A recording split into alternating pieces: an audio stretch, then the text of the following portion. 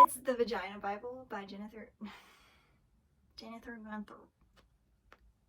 Talking is so hard. The book is called The Vagina Bible by Gunter. I can't. The first. Oh, this is already going so well.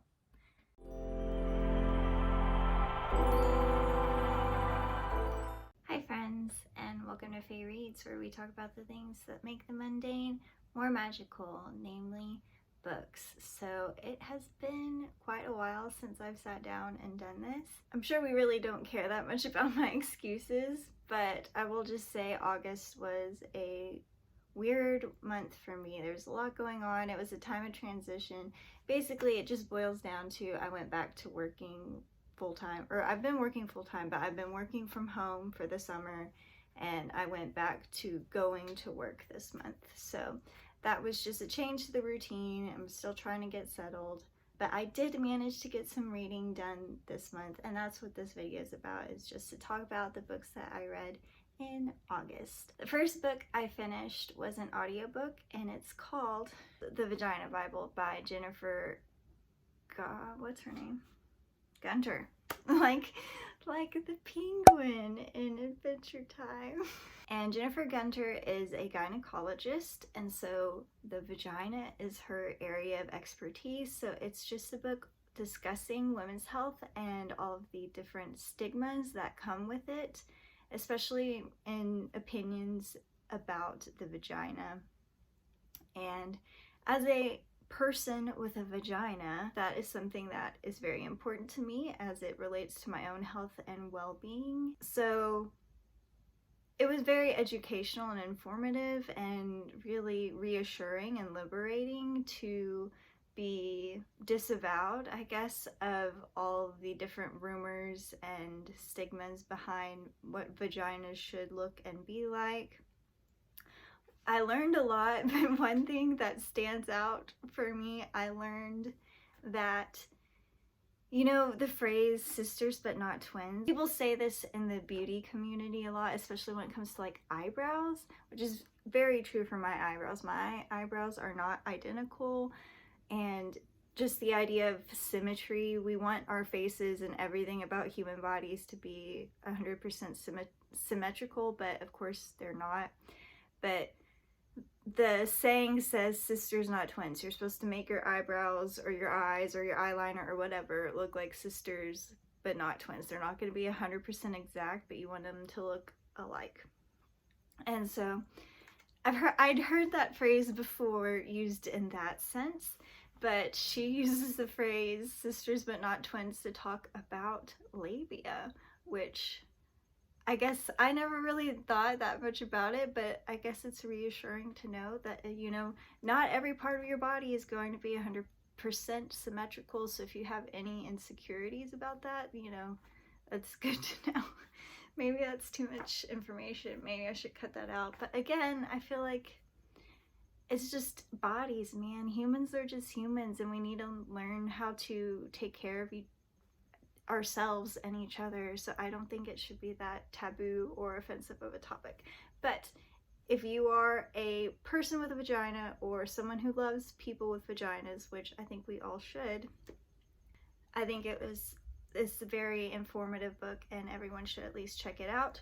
Or if you don't want to, you know, dedicate the amount of time it takes to read an entire book, I did finish listening to an episode of the podcast Sawbones, which is a medical history podcast. It's actually hosted by Justin McElroy, who's one of my favorite podcasters. He and his brothers, I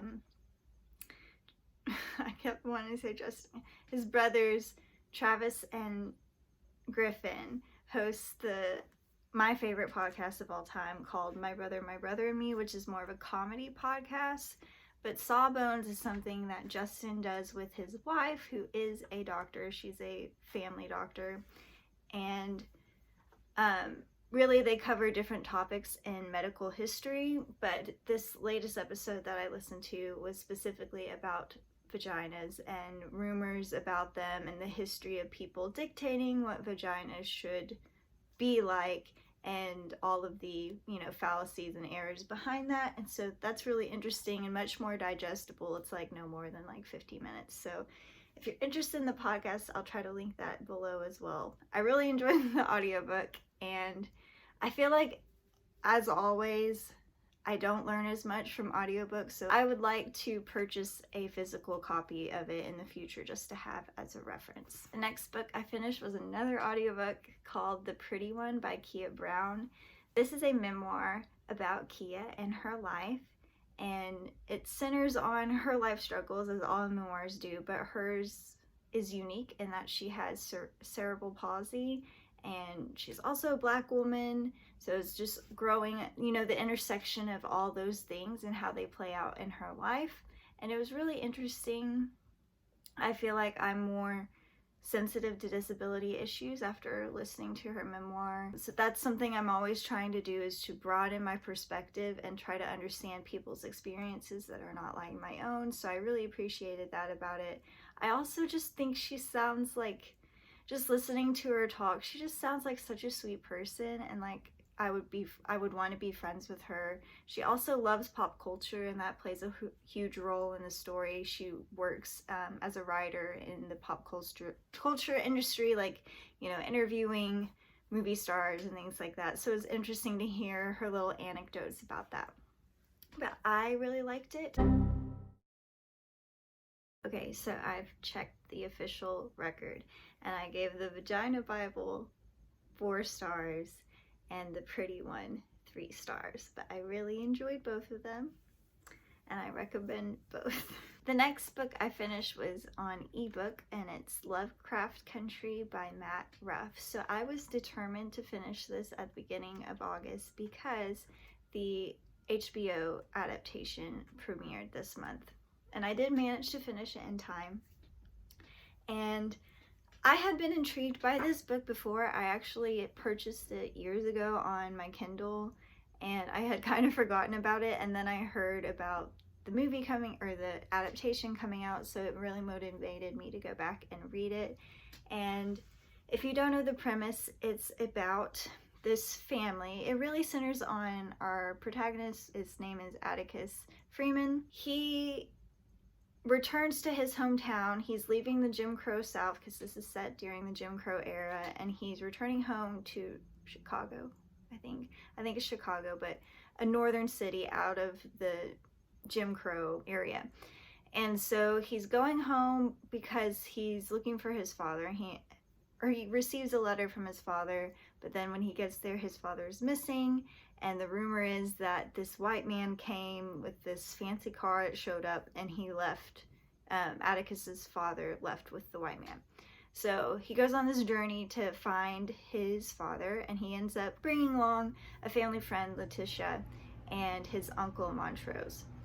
And it just gets weird, but in the best way. So it's called Lovecraft Country for obvious reasons. If you're familiar with the writer H.P. Lovecraft, he's been a huge influence in the horror genre, which is not a genre that I frequent, if I'm honest. I have a sort of love-hate relationship with horror that I've mentioned this before. I want to like it, my brother really likes it, and I love how weird and unexpected it can be, but I also hate the feeling of being scared. I'm not that kind of person that thrives with the, you know, adrenaline rush of fear, I guess.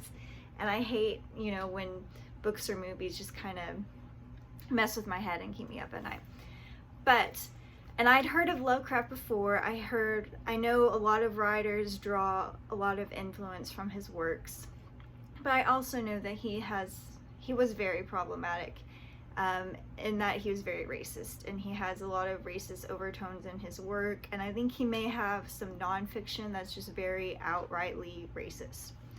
And for that reason, I've never read him, and also just because of time and not really enjoying horror, but mainly for that reason. But I understood this book to be more of a critique of that, and I would say after reading it, that is true, because our hero Atticus is actually a Lovecraft fan. He likes pulp fiction, a lot of weird fiction, like sci-fi sort of stories, and he has this troubled relationship with his father. His father disapproves of his interest in that kind of fiction because he thinks it shows that kind of ideology too much support.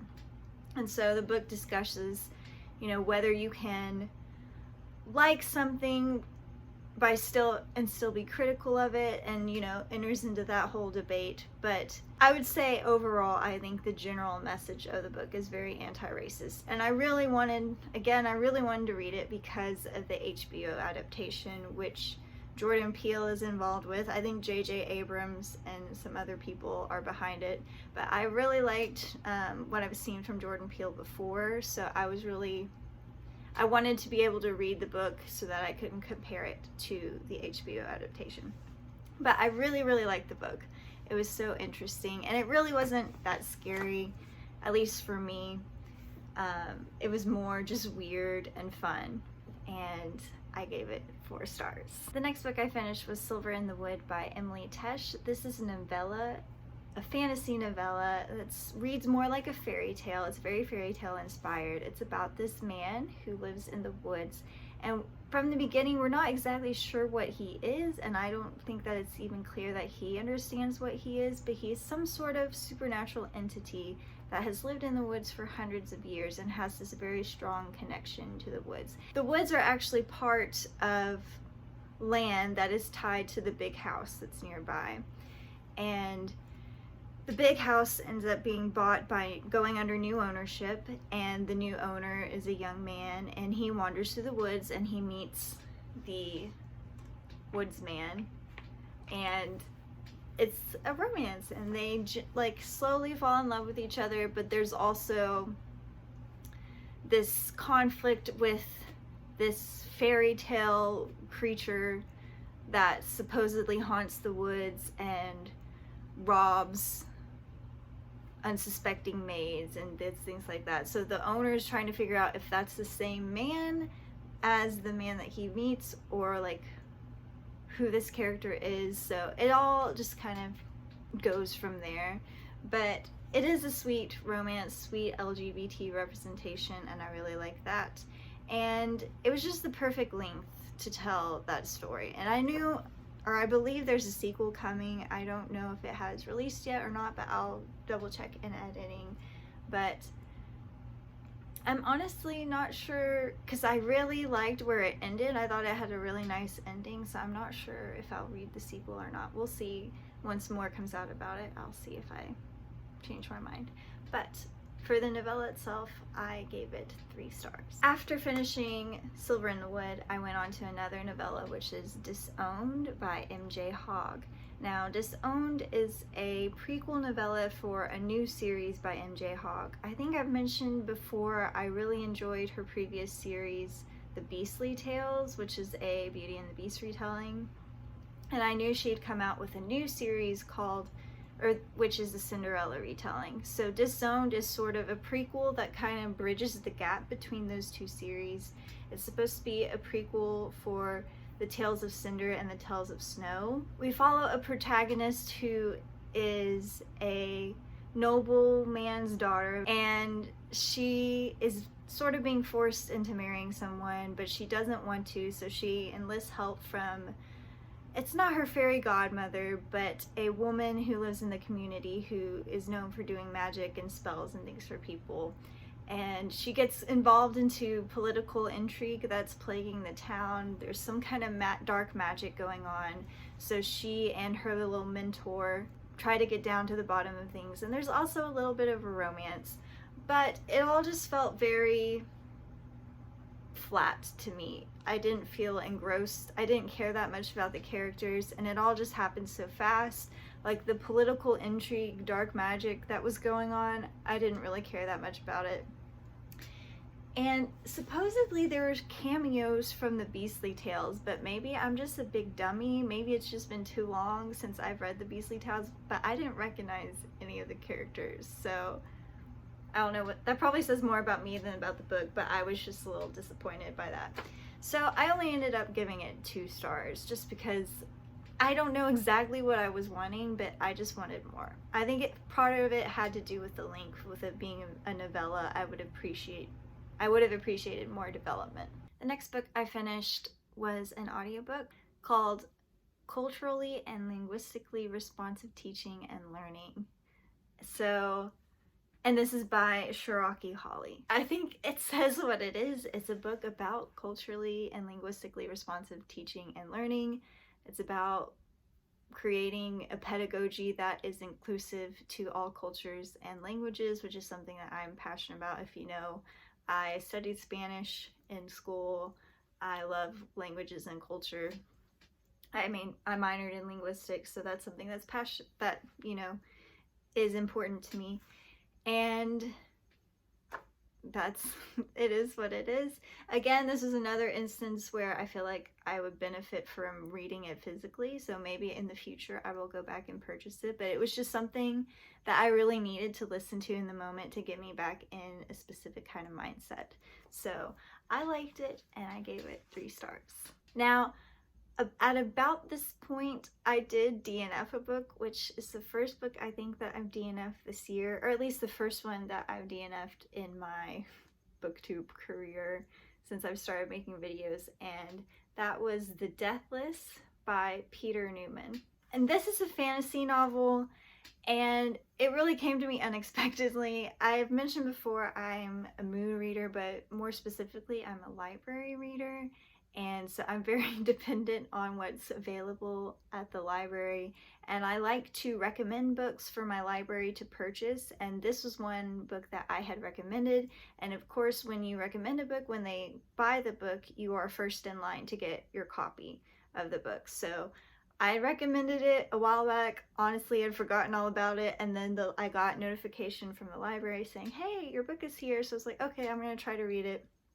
But it was honestly, I didn't get very far into it. I don't even know if I made it to like the 5th page, but it was just honestly very much. There's a lot going on, okay? And it's set in a fantasy world, and it's something that interests me for sure. That's obviously I wanted to read it, and I requested it from the library, but I just had so much going on this month.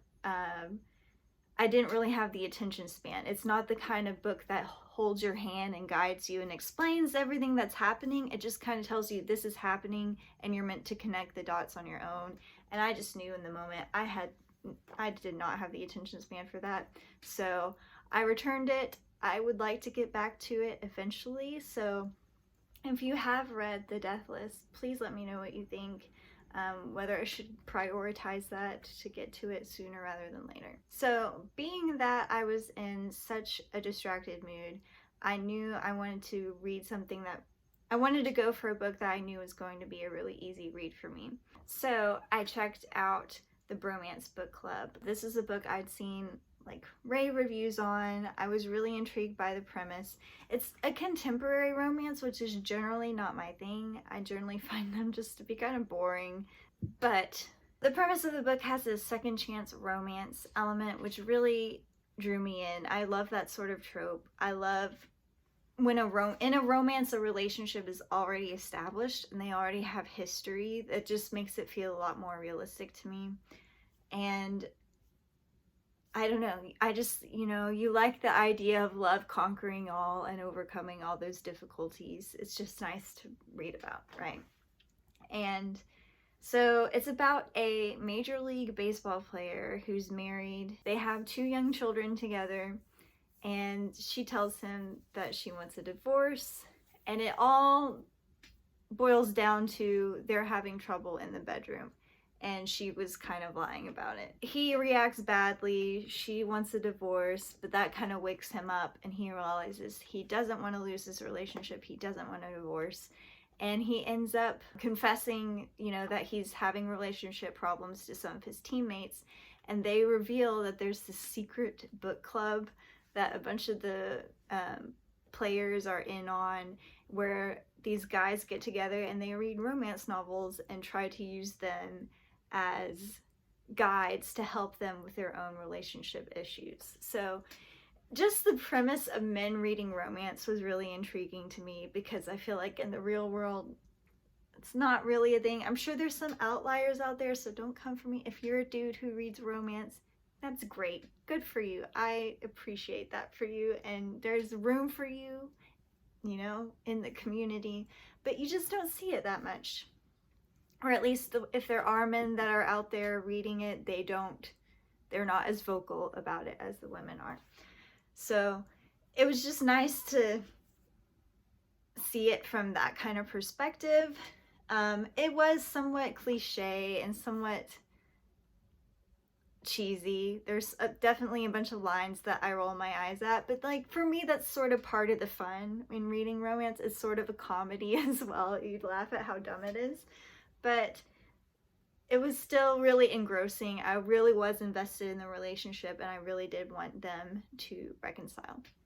So it was a lot of fun for me. Like I said, a quick, easy read that I didn't have to, you know, didn't use a lot of mental faculties, you know. So I really liked it, and I gave it 3 stars. Those are all the books that I read in August. I am currently reading 2 more books. I have an audiobook and a ebook going on right now, but no, today's the last day of August, and with everything going on, there's no way I'm going to finish it in time. So I'm going to go ahead and film my wrap up today, and those are the books. Let's see how many there are. So that's 8 books, which, considering everything going on, it's not too bad of a reading month at all. It was definitely the audiobooks that kind of saved me. They were my saving grace this month, but you know, I love an audiobook. That's fine. No shame on the audiobook game. So I hope this was fun and entertaining for you. Let me know if you've read any of these books, or if you have any recommendations based on these books. Hopefully I will be more active in September. Hopefully I'll get more into a routine. I'm thinking about changing up my content. I think part of my issue is just the way that I film and the way that I edit. So I am looking to make changes. I'm thinking about doing away with monthly wrap-ups, or at least going to a Friday reads sort of thing where you talk once a week about what you're currently reading. I don't know. I'm still toying with the idea. Let me know if you have feedback for me on that. But otherwise, thanks for watching. Hope you have a good one. Bye.